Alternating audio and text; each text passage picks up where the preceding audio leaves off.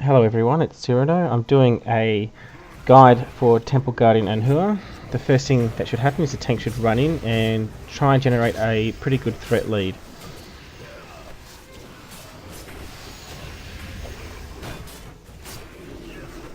The boss will cast laser beams out, which will put a fire on the floor. You have to get out of them as soon as possible.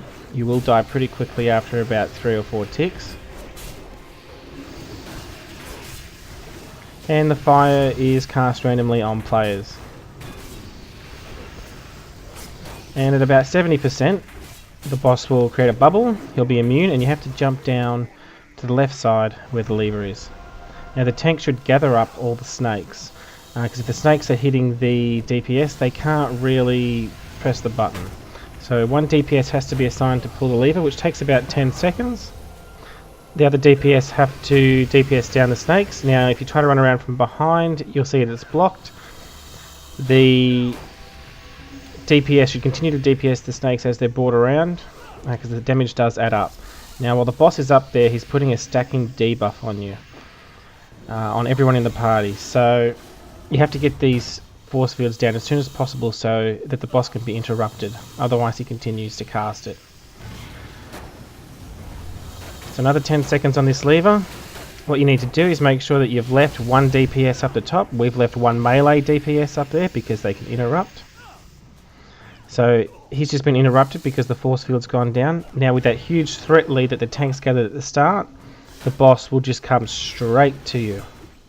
You can pull him back into the center. In a way, I have a thing for getting bosses to follow me around because of threat leads. Well, some people don't like it because he does cast a few spells here and there, and he does. And he still does the fire, which can kill people, they have to be careful. But while he is running to the tank, while the tank comes up the stairs, he's not hitting the tank. So that is less damage being done to the tank, easier for the healer.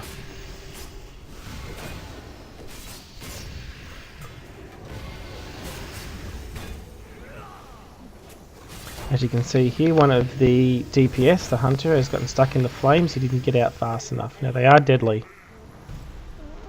Now, second wave, as you can see here, if you tank the boss down at the end there, you can actually walk down the stairs to the lever. Now, if you walk down instead of jumping, you'll have more hit points and you'll have less stress on the healer. Now, since the healer's already healing everyone who's getting a debuff in this phase, the more hit points you have, the easier it's going to be for the healer. So while jumping down might not seem like a lot of damage, it does add up.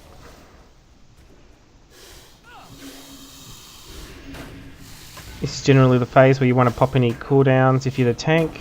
The snake damage can add up. The boss itself isn't really that deadly if you stay out of its fire. As you can see, we've got a melee DPS up there, the warrior, and he's taking damage, but if you're quick enough, he'll survive the AoE damage. And once he interrupts, he won't be attacked by the boss. The boss will just go straight back to the tank. Now there's only 2 snake phases, and then you can finish him off. So you just bring him back into the middle and clean it up. As you can see here, we were down 1 DPS, so there's still snakes hitting the tank.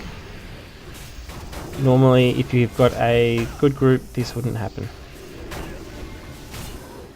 Although this was a pug, they did a pretty good job. A lot of them hadn't been in here before.